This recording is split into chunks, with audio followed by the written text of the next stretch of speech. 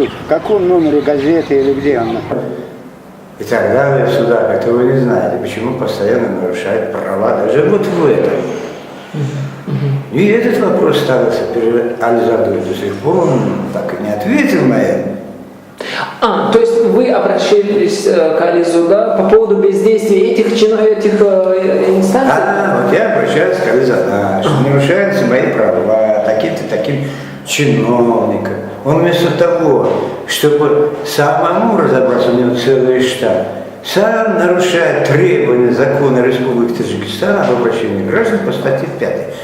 Что говорится в этой статье 5? Запрещено направлять обращение граждан в те организации этим должностным лицам, действия которых обжался. А Ализада на это не обращает внимания и оправдывает. Вот его грубейшее нарушение, пожалуйста. То есть он ваше обращение отвергает? Тому должностному лицу, действие которого я обжаловал, он и к нему и направляет. Как это может так понимать?